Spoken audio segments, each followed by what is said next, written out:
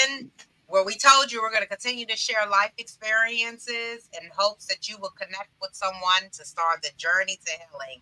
And I always love to see a smile on our guest's face after we run the intro. So it's a beautiful thing.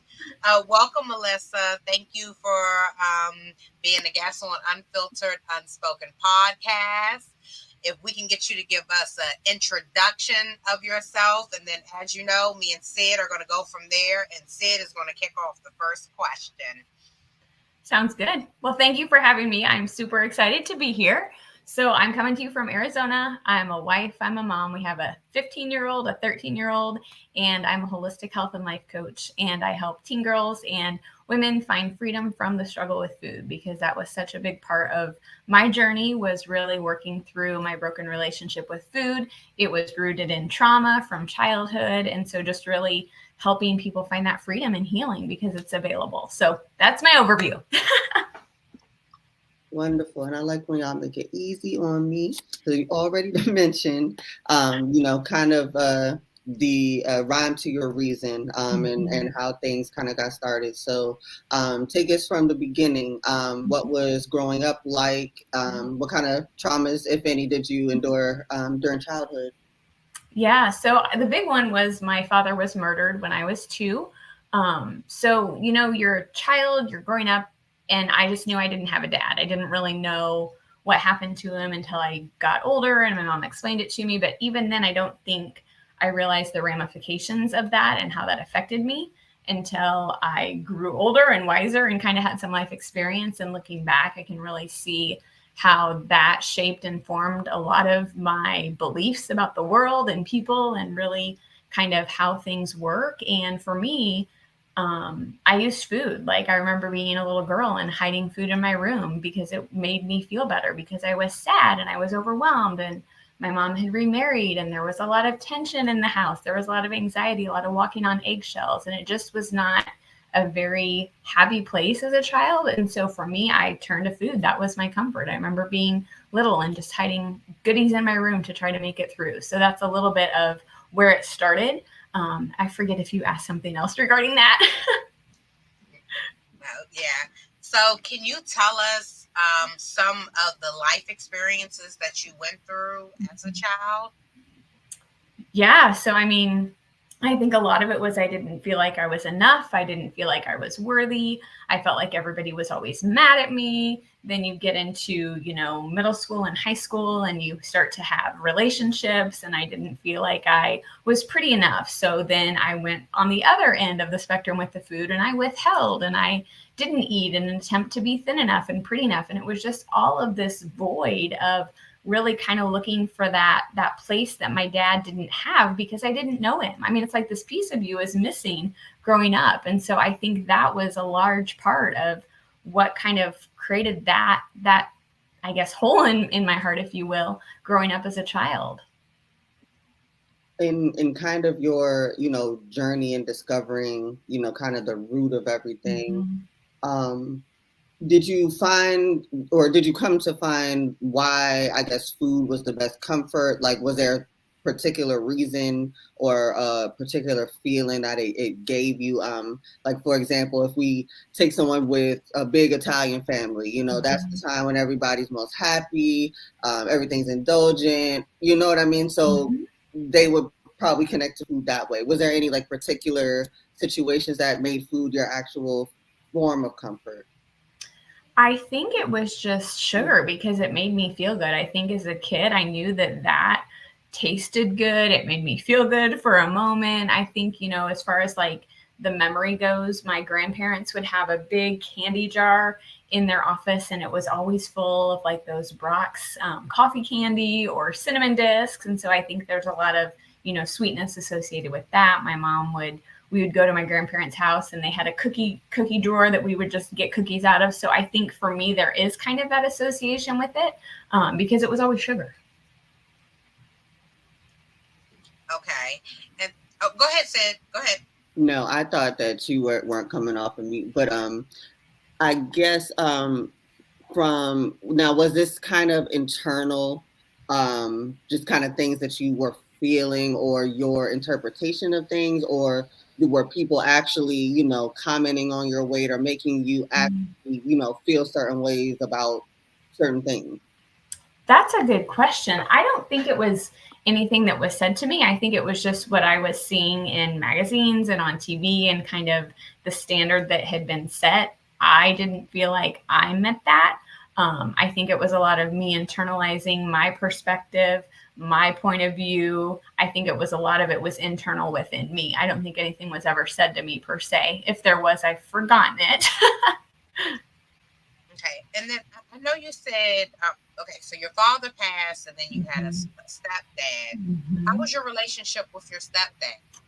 You know, that's kind of a new can of worms too, because I think it was as good as it could be for what it was. But I do think a big piece of my puzzle and me kind of not feeling maybe accepted or good enough was that my stepdad, he didn't choose to adopt me. So when my mom and stepdad got married, I gained a stepbrother. So I had 3 people living in the same house with the same last name, and I was only one with the different last name. And the reason behind that was because they really wanted to honor my living grandma. My biological dad was an only child, and so I was the last one with my last name to carry that on. And so they wanted to honor and respect her and not adopt me and change my last name. But I think I understand that now, but I think as a child, I felt kind of unwanted. I kind of felt rejected. I kind of felt like I didn't belong because I just had a different last name. And then you try to go to school and explain to people, oh yeah, these are my parents, but I have a different last name.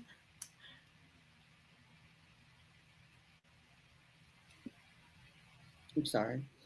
So, I guess even in particulars, like, were there, you know, specific things that you like to eat, or was it just, you know, whatever was, you know, sweet or what was available? Whatever was sweet and available, girl. Like, yeah, that was my MO. It didn't matter what it was. And at this point, like, are these things that you can or do still enjoy, or, you know, how, you know, kind of deep rooted have things been for you since you formed a healthier relationship? Yeah, so I do enjoy them now. I don't like binge on them and eat the whole pan of brownies anymore, because I remember very specifically, it was 13 years ago because our son was a newborn. And that's when I started my therapy journey, my coaching journey, and really kind of getting to the root of all this as memories were coming up, and really finding freedom from that food struggle, but also feeling like, okay, I made this whole pan of brownies. And I remember eating one. I'm like, it doesn't give me that same feeling that it used to. So I had another one and it didn't give me that same feeling. So I think working internally and doing the healing gave me the outlet to not need to turn to food for that coping mechanism. But I think too, I'm able to enjoy it now and not look for that sensation, that feeling, that whatever it was giving me before, I guess.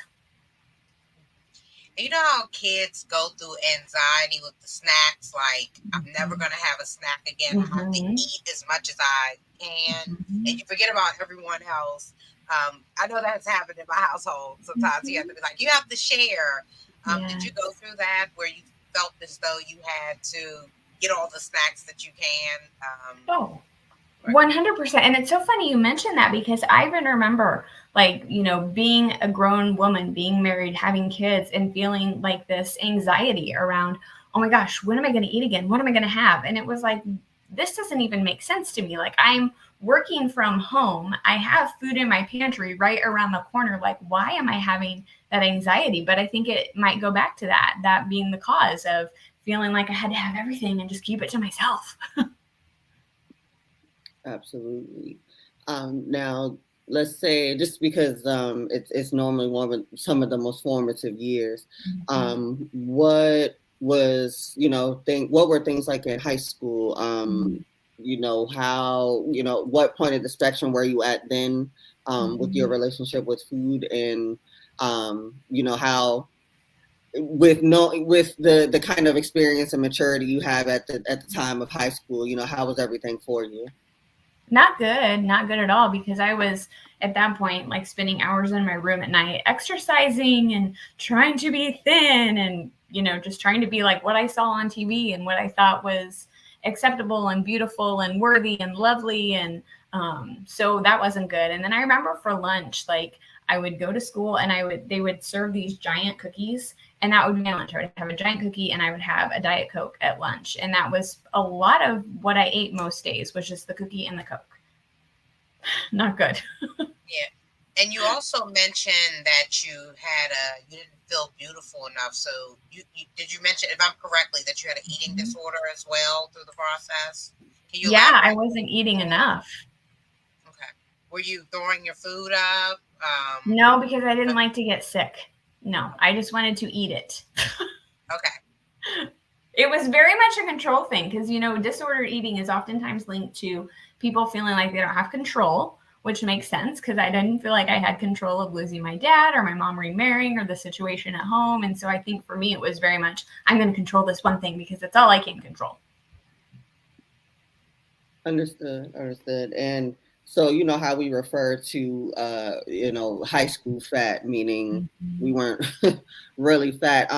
Realistically, like what were your dimensions, and what, I guess, as a goal, or where you saw that you were less than, what was like your, I guess, level of comparison? Who did you think that, you should look like, or who was most, beautiful, or that probably made you feel most self-conscious?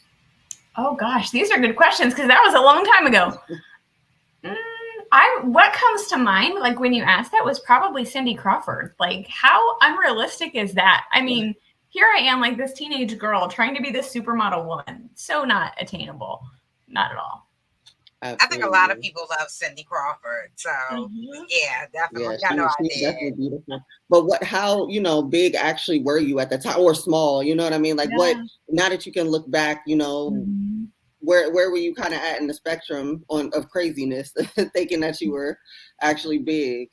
I was so crazy because I look back at those pictures and I'm like, oh my gosh, I look like a average, healthy teenage girl. It's just like I wasn't overweight, I wasn't underweight. I was probably like right at the healthy point, just not healthy internally, and that affected how I perceived myself. Absolutely. Okay. So you said like you didn't feel enough in school, that you were not worthy. Why was that? Did you have unhealthy relationships in school with your peers and friends? That's an interesting question. Yes and no. I mean, I remember there were 3 of us and we were super close, and that 3 is just a hard number because inevitably somebody's going to feel left out. So I think I felt left out a lot. In reality, was I? No, probably not. But my perception of myself and my lack of self-worth and belief was just so low that I thought like the world was mad at me. Nobody wanted to be my friend. I mean, I was not in a healthy place mentally whatsoever. Looking back at the time, I had no idea. And going into, well, did you attend college?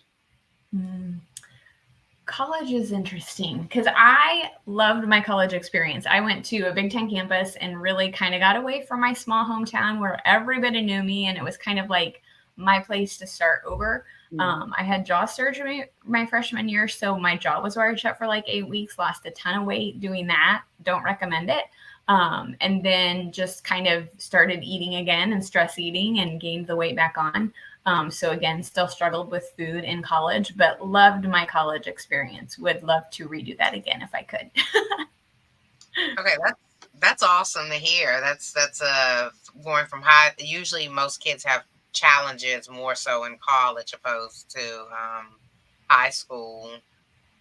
Were you ever bullied in school to make you feel unworthy, or? No, I mean, maybe there was a point in elementary school where I think it was like 3rd or 4th grade, and there were some girls in our class who made fun of us because I grew up in a very small rural community, and a lot of girls lived in the country, and a couple of friends and I lived in the city. And so the girls that lived in the country didn't like the girls that lived in the city. So maybe over where we lived, but it didn't last long. So not exceptionally, no. Yeah, that's just, that's the testament to what our minds can do, and affect things like overall, because it, was manifesting into physically being sick in a sense. So when, as far as relationships go, whether that had been high school or college, were you once, maybe you were dating someone, were you finding, maybe any attachment issues, thinking that, somebody likes me, I want to keep them around type of thing, or how was your self-esteem on the front of, relationships and boys? It was exactly like you described, like, oh my gosh, I want to keep them. So I was probably like too attached and overbearing and excited and intimidating and just not probably really pleasing to a lot of people. And were there any like significant, relationships in the process, from high school to college? Yeah, there was probably one. But I think, it's just the small town is so hard because there's only so many options. And so I think, it was like, this was what I had here. And then I went to college and I'm like, oh my gosh, there's so much more available and so much more of what I want to be and who I'm looking for. And so that kind of shifted for me when I hit college. Okay. So I have another question. Did you ever talk to your parents and tell them how you felt as a child growing up, or even as a child? Did you tell them how you felt and how you felt left out, unworthy, a difference because of the name change? And if so, what was their response? Yeah, my mom felt terrible. She was like, "Oh my gosh, I had no idea you felt that way. We were really trying to honor your grandma and your dad," and she felt terrible. My stepdad, I don't know. I mean, he was kind of like, "Well, I'm not surprised. Like there just wasn't a lot there." So he was kind of indifferent, which probably was really hurtful too, because here I've realized I've had this wound through childhood and I'm telling you about it as an adult and there's just not a lot of reaction. And are they still married? Like, is it still, same kind of setup? Is he still carry the, just blah attitude about it? Well, he passed away about 5 years ago. Okay. So it's a totally different situation. My mom has since remarried, so it's totally different now, and she's totally different. It's interesting. Okay. So did you feel as though your stepdad was a father figure to you? Was there any connection, or was it all a disconnection? I think he did the best he could with what he had, but I would have liked there to have been more. But I just don't think he was capable or able to give me that, and no fault of his own.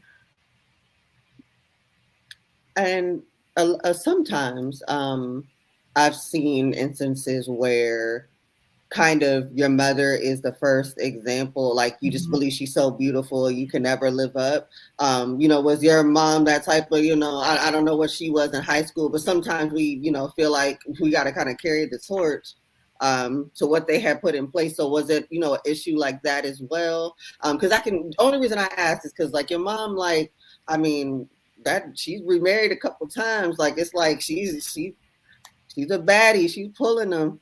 So I'm like, maybe, maybe she gave you that sense of insecurity, just maybe at home, just, being able to think you have to keep up. My daughter will love that you said baddie. No, I don't think so. I think she just doesn't like to be alone. I think that's kind of what it is for her. I do remember like being a child and her going to a lot of like group fitness classes and a lot of issues with weight and food herself. So I think a lot of that I kind of picked up on. It wasn't talked about, but the idea that more is caught than taught. So I think that message was sent for sure. But no, not so much in regards to like physical appearance, other than size, perhaps, now that I talk about it out loud. Do you think, have you and your mother connected the food relation as going through the anxiety and stress, your go-to is food? If her parents did that as well? I think their go-to was actually alcohol. I don't think they did that with food. I remember my grandpa was, he had a business in our town, very well known, very prominent in the community. And I remember him working long hours. My grandma would make the tray of food for dinner with the vase of flowers, like so cute, and take that to him. But I'm like, why isn't he eating dinner at home? So I think for them, it wasn't food, but it was alcohol. Well, we definitely all have our vices here. Mm-hmm. So what was, kind of the next significant moment? We kind of are at the college stage now. Mm-hmm. What was the most kind of key memorable moment, in your kind of battle here with the food relationship? That didn't happen until much later because I had, after college, gotten a job, worked, met my husband, started dating, got engaged, got married, had one child. We moved to a different state, had our son, and that's really kind of when it hit the fan because he was a newborn, not sleeping through the night. Our daughter had some undiagnosed food allergies and sensory processing disorder. My husband was traveling for work, and that was when I got diagnosed with PTSD. So that was kind of the starting point of, okay, need to fix something here. So that's when the coaching started, the therapy started, met with a nutritionist, a naturopath, learned about the impact of food on mood and overall health. And that really was what shifted everything for me, was that moment. Right. And what was, I guess, the moment of realization that you probably need some help or professional help? Well, our son was a newborn. He was not sleeping, and we were doing some chiropractic. And I took him in, and she was like, he's really fussy. Why is he fussy? I was nursing, and she said, what did you eat? And I said, I had some Oreos. And she was like, well, how many? And I had to tell her that I had eaten the entire package of Oreos. So that was my wake up call of, okay, not only is this hurting me, but it's also affecting my children. I need to change this. So that was kind of the wake up call. Wow. And what was, I guess, your kind of intro into it? And I always say spare no details because a lot of people struggle with even getting help is knowing where to start or where to reach out to start. So once, you realize you needed help, what was the process in, choosing what you needed to do, getting your game plan together, and then actually getting it done? What was that process like? Yeah, it was so interesting because I had started meeting with this woman in my networking group who was a life coach. And I thought I was stuck as a mom. I felt very frustrated. I felt unfulfilled. I felt tired. So I thought, oh, I'll meet with this coach. She'll help me figure this out and I'll be on my merry little way. Turns out that she was also a therapist who also had her own PTSD diagnosis from childhood. So through working with her, she diagnosed me with the PTSD. We switched from coaching to therapy. And then I met with the nutritionist and the naturopath and continued in the therapy and the coaching and was just like, okay, this really is what I need to do. Like I felt better. I had more energy. I had less brain fog. I was kind of feeling excited again, not really just dark and unfulfilled and overwhelmed, but really kind of started to feel lighter. And I'm like, okay, this is something. I need to keep doing this. So I continued to play with supplements and foods and exercise. And in the process, lost a lot of weight, which was great. But a lot of people came to me and said, oh, I want you to help me lose weight. And I'm like, no, this is not about weight loss. Like this is about life. This is about holistic health. This is about energy and brain fog and being happy and feeling alive and showing up as you want to. And so really, that's kind of what changed everything for me. And that's why I went to school to become a coach, because I knew there were other people who were struggling and thought maybe if they tried a diet or they tried a pill or a patch or they do this or that, but we've really got to get to the root of it. And for me, it was that trauma. I didn't know it was impacting every area of my life. So you encounter a lot of folks that are struggling with the food, the go-to is a food. So you holistically help them to a healthier and better path of life. And that 100%. Is helping with the trauma piece that they're going through as well. Does it help them cope and recognize the trauma piece of it? Absolutely, because we have a whole session that focuses on forgiveness. And I think this is a big piece too. I think a lot of times people think if I forgive someone for what they've done to me, then it makes what they did okay. And I will not get my revenge. I will not get my justice. But really, when we offer forgiveness, that sets us free. Like it doesn't change anything on their perspective. We don't need to tell them that we've forgiven them. We can if we choose to. But I think just the act of forgiving internally for us is what sets us free. It doesn't justify what they did, but it gives us peace. And so I think that's a big piece of it as well, because a lot of times people who do struggle with food have had trauma in the past that either they haven't worked through or they haven't worked all the way through, or maybe they haven't acknowledged, and that shows up in our body in lots of different ways. I agree. I definitely agree. So what was your process like getting into coaching, or I guess what was the aha moment that's what you wanted to get into? And what I guess I'm not sure if you were working at the time, but what was your career choice at the time? Yeah, so I was home with our kids during that time. Before that, I had done event planning, and I had done sales, and I had done campus ministry, and I had done all these things trying to figure out what would make me happy. And so I had done a lot of different things. And I forget what you asked about coaching. Just kind of what was the aha moment that this is the calling, this is what you're supposed to do? Yeah, I think it was knowing how much I had changed and how I was showing up differently and how I felt different. My family was noticing a change, like people were noticing a change in me. And I'm like, I have to help other people find this, because if I could do it, it's possible for anybody.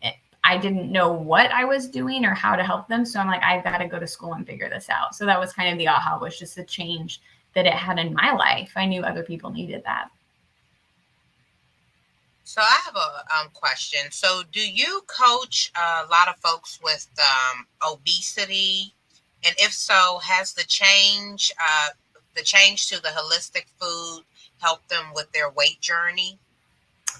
I wouldn't say I have a lot of clients that have been obese. I have clients who have wanted to lose weight, and definitely going through this process has helped them with that. It's also really healed their relationship with food and their bodies and their lives. They have more peace, they have more joy, and they're pretty happy with how they look. So I think it's been a really beautiful process of kind of bringing it all together. Definitely. And I guess that's a dumb question. I think redundant question. I was going to say, what would make you, specifically want to focus on young girls and young women, but being kind of repetitive question here. It's Well, what no. you are, what you were. Because originally that was never my focus. My focus was like, I'm going to do moms. And then just last summer, I had somebody reach out and they said, I've got a high school daughter that's struggling. Will you work with her? And I'm like, well, I'll try it. And I really loved it. And so I had another mom come to me, hey, my high school daughter is struggling. Will you work with her? So that kind of was a ripple effect to make me go beyond just moms and work with teen girls too. So I have a sweet spot for both of them. Well, that's great though, because it's know playing on offense rather than defense. We're trying to help create a world where we know, where we learn how to work through things rather than go through things and then learn it. So that's great. And I think too, so many times if a mom struggles with food and her body image and her weight and her health, that's likely to get passed on to the daughter too, because more is caught than taught. And so I really think it's important for moms to just kind of look at, what am I teaching my kids? What are they learning from me? Whether I'm intentionally like sitting down and telling them about it, but what are they gleaning from me? So with the girls, did you find similar with the younger females? Did you find similar similarities where they felt unwanted, unworthy, and that was the cause of their eating habits, to change those habits? 100%. And usually it's attached to trauma. There's been a traumatic event that's kind of happened that has led them to believe this way or feel this way or think this way. And so it's definitely a root cause. Now, without kind of, literally being into like one of your sessions, just to kind of give people an idea of how this would work, or how things kind of progress in sessions with you, because most people's idea of therapy of any sort. Just, you know, you lay it out on the couch, like they're not really listening. They just writing, taking notes. They're, you know, willing to call you crazy and send you out with a prescription. Yeah. You know, what is kind of your procedure in your experience? You know, do people come with the intention like to talk? Are they excited about it, or do you more so kind of have to like pull it out? Like, how, you know, how is their process? Yeah, those are great questions. So I think people are excited because it's me asking a lot of questions and really kind of helping them discover what's in them. And a lot of times people like to talk about themselves, they like to share their experiences, but they maybe don't have somebody to kind of connect those dots. So it's really kind of asking questions and helping people understand things like, how do you honor hunger and fullness? How do you listen to your body? How do you understand which foods energize you and which foods don't energize you? How do you know when you're sabotaging yourself? How do you know when you know, there's a trigger coming up and you need to offer forgiveness? How do you handle stress? Like, it's all these things that we deal with, but we maybe haven't been taught how to handle them, or we haven't been taught how to listen to our bodies. And so it's great because people like to talk about themselves. They like to kind of be asked the questions, and they're like, wait, I didn't know that. And they have so many ahas, and it's just so fun because they have all these like light bulbs that go off during our time together. So I think they're really fun. I think the clients like it because it's like just somebody holding space for you and asking questions and really helping figure out what's in here. And I was wondering also, because we deal with a lot of different traumas on Unfiltered Unspoken, and I know you may deal with a lot of traumas with your holistic food approach to try to figure out what is going on with the eating patterns. What is one of the worst life experiences that you have heard? Oh, gosh. Or traumatic. I don't want to say worse because everyone's feeling affects them differently, but something that just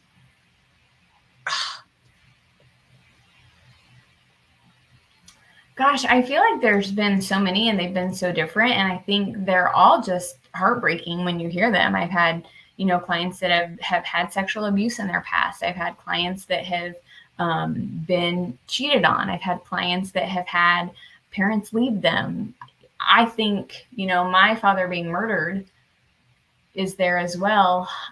I don't know. I think they're all just heartbreaking, and they all kind of hit a different pain point, if that makes sense. Yeah. Have you ever encountered a child that has been through sexual abuse? I mean, for the youth side of it. Nope. Okay. Mm-mm. What would you do if you encountered a situation like that? Yeah, for a child or an adult or both? For a child, for you. Yeah, I would make sure that their parents were aware. I would have a conversation with the parents and then encourage them to find therapy for that. Because therapy and coaching, when done in tandem, they're really powerful, but they're two different experiences. Therapy is really healing from the past, working through what happened in the past, whereas coaching is, this is where I am now and this is where I want to go moving forward. So imagine if you show up to coaching and you've done therapy, you've worked through your past, you've healed from that, you're so much more in a position, I think, to receive and make forward momentum with where you want to be, because you don't have that past bringing you down. So we definitely make sure the parents know and encourage them to find a therapist to work through that with them. Yes, absolutely. Absolutely. I guess in regard to your coaching plan, what are, I guess, kind of the components of it? Or do you help with like nutrition as well as the like mental aspect? Like, what is your capacity as the coach, and what, I guess, kind of techniques are you diving into in your field?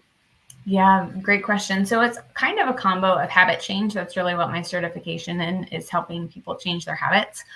So it's habit change, it's mindset, because that plays a huge role. There's also strategy around food, and maybe if you're not eating enough, let's figure out how we can integrate more nourishment into your day. If you feel like you're overeating, let's kind of take a big picture look and see maybe where you're overeating and why you're overeating and kind of deal with that. So it's really kind of combination of habit change, mindset, and then strategy around nutrition.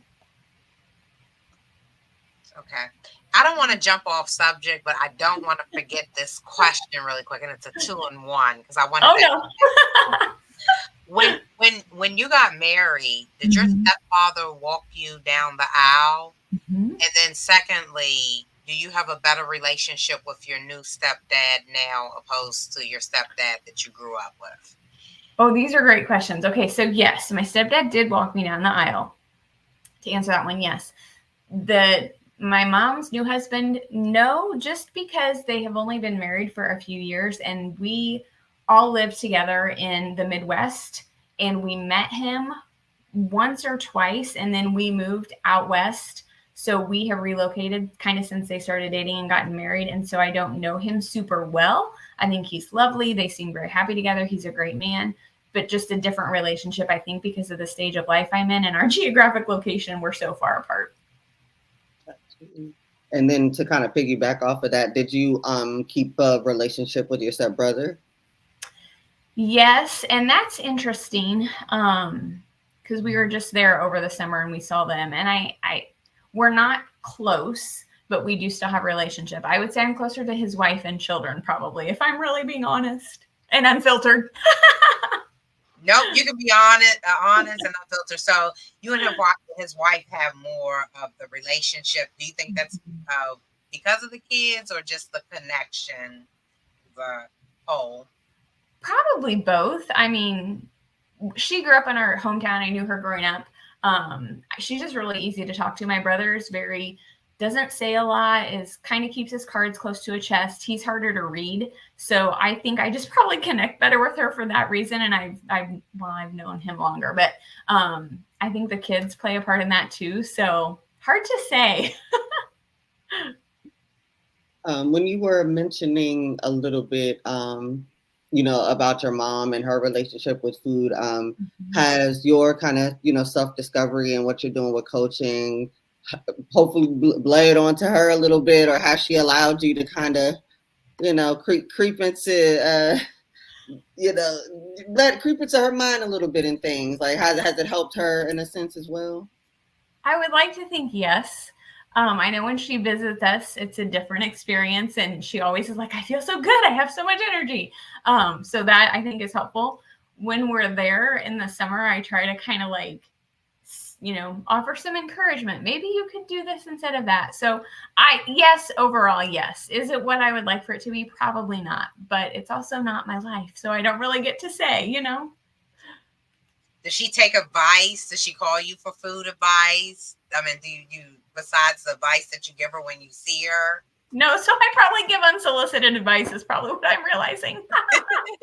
You think she doesn't want to hear it, or is she excited? Because some folks are like, okay, I'll deal with it while I'm there, but when I'm away, I don't want to hear it, or I don't want to.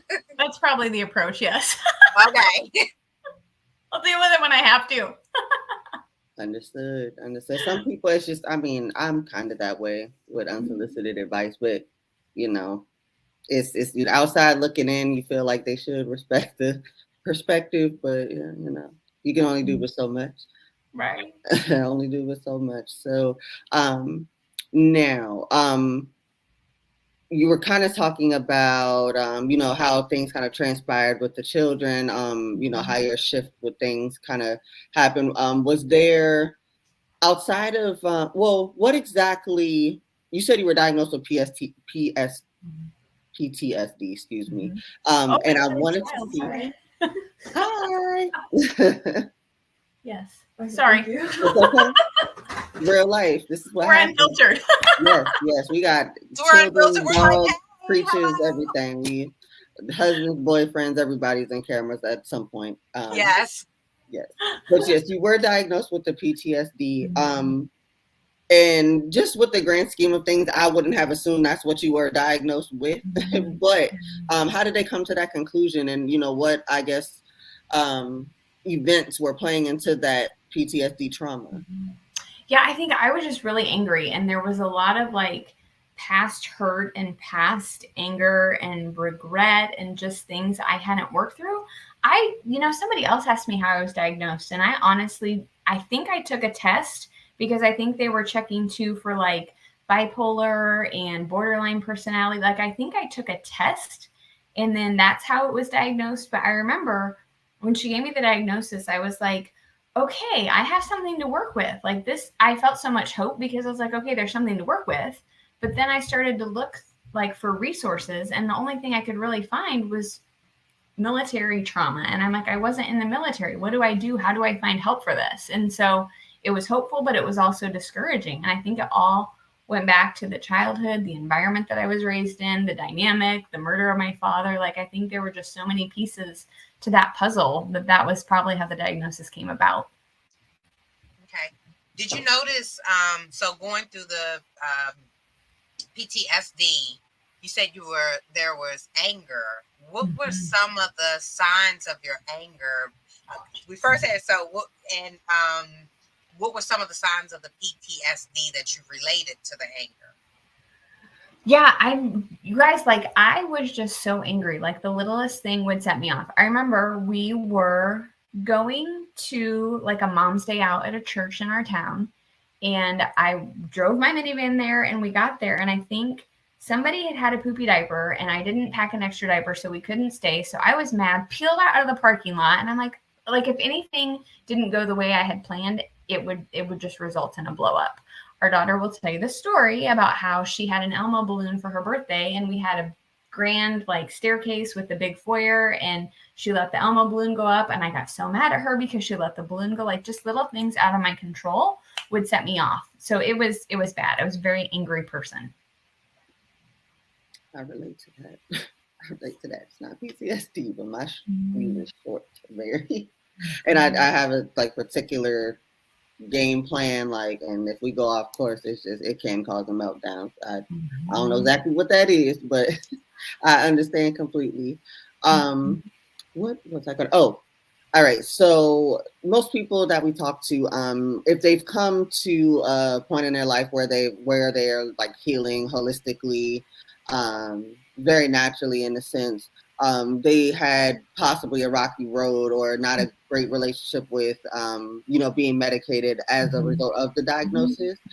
So can you tell us a little bit about maybe your journey there? Did you start off with medication? How did it make you feel? How did you discover you didn't like it? Take us through that. Yeah, I'm glad you asked, because sometimes but I suppose this is unfiltered, so it's not taboo, but you don't know how people respond, because I did start there. I didn't want to, but I got to a point, it was during Christmas, where I just felt like I needed to do it. I just needed to try it because I was so miserable. So my therapist and my doctor prescribed Prozac. I tried it for probably 2 days, and I was angrier than I had ever been. So I'm like, I cannot do this. This is not good. And that's what led me to the naturopath, was because I needed to figure out a different way to support my body, because the medicine was not doing it at all. I was not liking who I was. About how long did it take you to realize, that wasn't the best choice? Like 2 days. It was very quick, which is funny for me, because I was very indecisive and like, oh, let's see. But I knew it was one of those like, nope, this is not it. I have another question. Did your anger cause issues within your marriage? Not that I'm aware of. I'll have to ask my husband. I don't think so. I mean, you know what? It didn't create issues in the marriage, but I think it created a dynamic in how we parent. Because I would get very angry, and he'd be like, okay, I've got to take the kids and we need to like let you cool down. So I think it created this dynamic of she needs her alone space. So I think that's probably what happened as a result. Now it's a different story because I'm in a different place, but there for a while, it was very much like, okay, you need to like have some space. You need to chill, take your time. And he would take them a lot. Do you think you scared your husband? Yeah, I probably did. But to them, it's like myself. What they think marriage should be like anyway, or what it was going to be like anyway. So at least y'all enjoying the good years. Very calm, cool, and collected. We got the foolishness out of the way. So to me, it looks like, very quickly, you said no to the medication. Did you, try like adjustment of the dosage, or was it just like, no, I'm good, I'm done? I was We done. gonna try something different. Nope, done. Okay. And then what was your first kind of step into, the holistic direction? What kind of, resources did you use to kind of come to your conclusions of what you needed, what you wanted? Yeah, so I met with the naturopath, and it was like this, like hour-long appointment. And I'm like, oh my gosh, this is a lot of time. This is a lot of money. I'm leaving with a lot of supplements. But it was so thorough. Like, she did blood, she did my cortisol levels via spit, she did a urine sample. Like, she checked everything. She talked about my nutrition. She gave me, I will never forget this. It seemed so bizarre at the time. I'm like, what is this? But she's like, I'm giving you a remedy. She called it a remedy. I do not know what it was to this day, but I calmed down. I think it kind of calmed my nervous system. So that was really kind of, I think what it was about that was I felt heard, I felt seen, and I felt like I had somebody who was on my side, who was willing to help me figure this out instead of saying, here's a pill. I think that's what it was for me. I felt cared for. It sounds like that was the first time that you felt accepted at that point through everything that you had. But I want to jump back really quick because I know we're moving on, and I just want to answer this question. Ask this question really quick. Did your daughter ever confront you about your anger and how it affected her? I wouldn't say confront. I would say she's like, do you remember the Elmo balloon? And she kind of laughs about it. In fact, we had her birthday party here this spring, and the same thing happened. Her balloon went up to the ceiling, and she was like, I'm like, look, I'm not upset at all. The balloon went up to the ceiling. So I think it was like recreating a happy memory around something very similar that could have triggered her. So I don't think she confronted me, but she called me out on it for sure. You have to love our new generation. I'm sorry. They are most of them are upfront, and I love it. Yeah. They are. And I think we need that sometimes, if it's done with respect, I think it's absolutely okay. Now, on a almost what do I want to call this, adulting level or realist level, because I'm very like when I look at things that are supposed to be motivating, I'm very pessimistic at times because I think every which way around why it couldn't work for me. But I did hear you mention that it was expensive. So is this route something that is normally covered by insurance in your experience, or like, you kind of need to know what you're up against? It's not at all. And it's really a shame. Like, this really kind of gets my boat. I'll spare you the soapbox, but I don't understand why, if there are things that help people and they're working, why insurance doesn't cover them. Because I think so many people could be helped by resources that maybe don't work in the mainstream system. So no, insurance does not cover it, which I think is insane. And at a kind of, not to, count your pockets or anything like that, or what is kind of like the roundabout, what you may spend over, a certain time period, in your experience? That's a good question, because it was 13 years ago, and I don't know that I remember. I just remember thinking, this is a lot of money. And the bag of supplements alone was just hundreds of dollars. And I was like, how are we going to keep doing this? So I don't even know how much the appointment was, because then I had to pay for the testing. I don't even know. And it's probably triple the price now. That's true. I mean, it probably has even increased since then, because that was a long time ago. Yeah. Everything's going up. I'm sorry. Last little bullet point. You did say that was about 13 years ago. So once everything kind of, shifted for you, is this something that you have to, keep this up daily for the rest of your life? Or have you, are these supplements you're still buying, you still have to maintain? How long realistically have to, should you kind of address this with the supplements and all of that? Yeah. So for me, I continued the supplements. I met with her, and then we moved out of state shortly thereafter, and I continued them during our move. And it was shortly thereafter where the food allergies were what tipped me off, because our daughter had the food allergies. And so I got tested as well. And so discovered there were some foods that were affecting my moods as well. So that led me in the deep dive into nutrition. And so I learned how to support my body more through food than supplements. There are some that I take daily, like ashwagandha is great because it kind of helps your body respond to stress. which tends to trigger me. So I've learned some other like tools of breathing and tapping, and I know how to take care of myself so I don't get to that place anymore. Because really, I think my nervous system was just completely out. And so I've learned ways to kind of, okay, I'm feeling triggered. This is what I need to do to bring myself back. So the supplementation, I think it kind of depends on what your bandwidth and your ability is to kind of take care of yourself on a daily basis. Some people probably need them, but other people don't. It's not one size fits all, but that was my experience. So does everyone in the household follow the holistic food approach in your home? So everyone's on the same page? Well, my 13-year-old tries to bucket, but by and large, yes. And it's gotten to the point where our daughter has a friend who was talking to her friend and discovered they didn't have any fruits in their house. So she was like, I'm going to bring them fruit. So she like made this bag of fruits and like wrote down all of the benefits to them and how they help them, and gave her friend all this fruit. And she's like, I'm turning into you. And I'm like, yes, you are. That's great. You rubbing off. I'm trying, man. And I'm trying to volunteer in the school and do all the things. Absolutely.